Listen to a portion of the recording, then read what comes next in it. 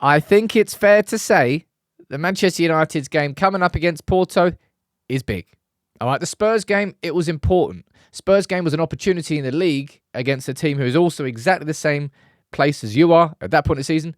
Set the example. Beat Spurs, move on. But instead, we're now going into this Porto game, and it feels like Ten Hag needs to get performances. All right? I don't even know whether just a scrappy 1-0 win against Porto is going to be enough to sort of shift the conversation. In fact, I know it won't be. I'm going to run through the starting 11, my prediction, take a look at Porto's season so far, my questions and concerns, and some changes I'd make. Now, get me your predictions in the comments. Oh, not looking forward to this game, I'll be totally honest. Now, Erik Ten Hag in his interview he had with Sky Sports certainly sounded resilient, sounded confident in himself, saying that the team's going to bounce back. He's determined that it's going to be a success this season. If he's talking about trophies, there's only one trophy that can be any sort of, I suppose, measure of development, and that's the Europa League. Because, of course, you qualify for the Champions League if you win it. Now, we draw our first game. Porto lost their first game. It doesn't really matter. But in terms of injuries, this is some good news to see. And we need some good news this week, right? Kobbie Mainoo went off against Spurs, and it kind of looked like it might have been his hamstring. He pointed to it with Johnny Evans. He was in training today.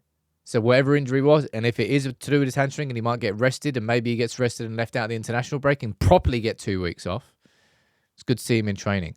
Now, Mainoo was there. Mason Mount wasn't. He got a head injury against Spurs. I think they're just keeping him out for probably precaution. Harry Maguire was also in training too. And also, so was Jack Fletcher, which is a cool little thing because he wasn't in the under-21s last night. I was like, where is he? It's because he was training with the first team. Maybe he'll be part of the squad. Don't quite know. Porto, so far this season, let's take a quick look at them before we dive into the team. All right. Second in the league behind Sporting Lisbon. Gyökeres, he has been firing goals.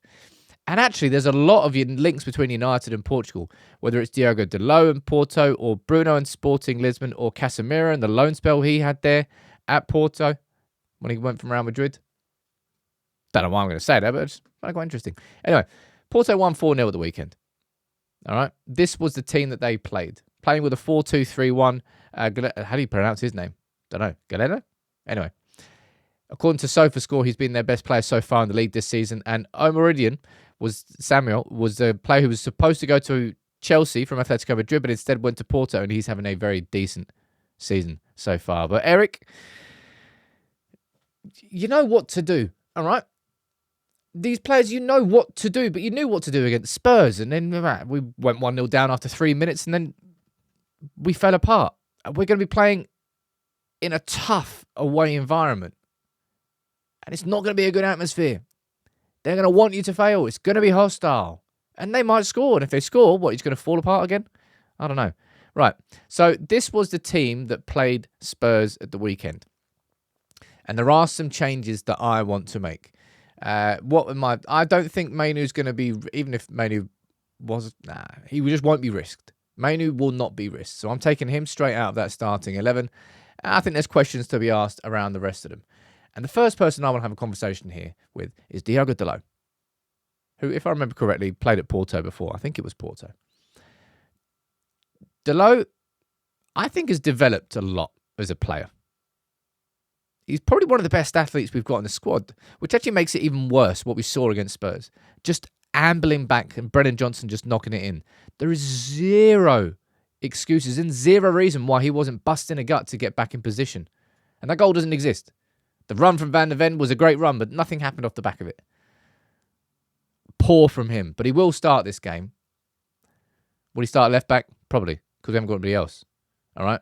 Madison is coming back to fit. That's going to be our back five until injuries dictate that it can't be. Until fitness and fatigue dictates that it can't be. Dalot, do not do that again, man. And to be fair, he's done that quite a few times. Like switching off at the back post in particular, something that he's done. It's just individual mistakes. Same as Casemiro with the 2 mistakes he made against Liverpool, and that just non-defending from a person who I think has actually been one of our better players so far this season and has certainly developed. But don't do that again, man. It probably will. Midfield, right? There's questions to be asked. Ugarte, there's another link to Portugal. Forgot about that. Sporting Lisbon, of course. And Casemiro.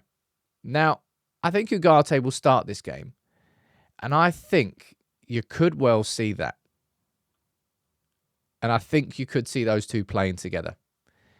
Casemiro and Ugarte. Ugarte had, look, he's going to take him time to settle in and people are going to jump on his. I will never, ever jump down the throat of a player in their first season at Manchester United, and certainly not when Manchester United's playing like this, and after he didn't have pre-season.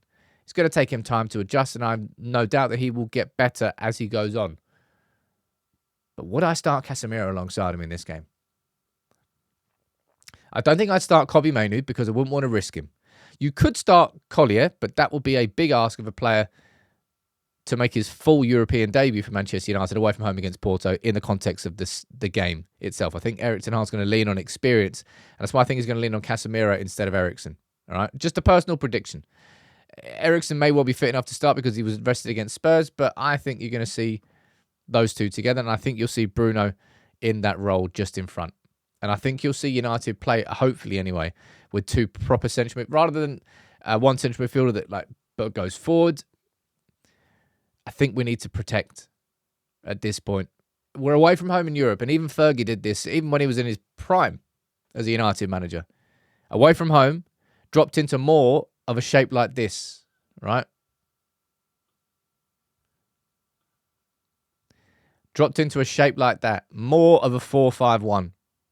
And I think that's just how United need to set up here. And it's not just because we lost against Spurs. You're away from home against Porto in Europe in the hardest game you're probably going to have. That's fine. It's not a terrible thing to do. All right. Attacking-wise, there are some changes I would make. And it would probably be this, right?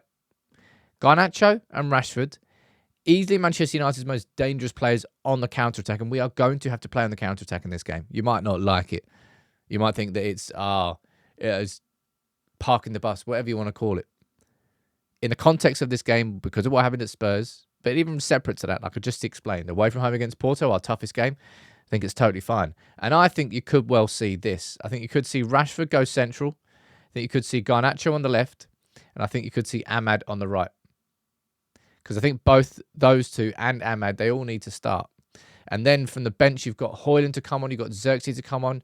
You've got, who else from the bench there? Let's have a quick look. Mason Mount, don't know whether he's going to be included. Eriksen can change the game. Mainoo if you need to. Collier if you need to. That's my starting 11. And I think we should sit in a 4-5-1. I think we should sit with Casemiro and Ugarte. That's probably the biggest change I would like to see is properly those two just having their zones. I've said this so many times before a game. And then all of a sudden they just kind of run all over the pitch. Erik needs to get these players to be disciplined. He needs to be disciplined himself. If we go 1-0 down, don't shit your pants as players. Just keep to what is the plan? Let's see it. What I want to see in this game, I don't think we'll get the control that we had against Crystal Palace because I'm expecting us to, and I think we should set up in more of a 4-5-1, right? But I want to see this team look like they know what they're doing. And my prediction for this game, I think it'll end 1-1.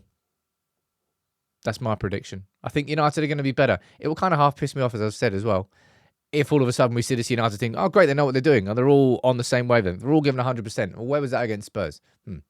But will we see a response? It's going to be tough. It's a big game. What's your prediction? Mine's 1-1. I'm not looking forward to it. But if there's a tweak I want to make tactically, it's dropping into a 4-5-1 shape and hitting on the counter. There's nothing wrong with doing that in the biggest games away in Europe. And this is a big one.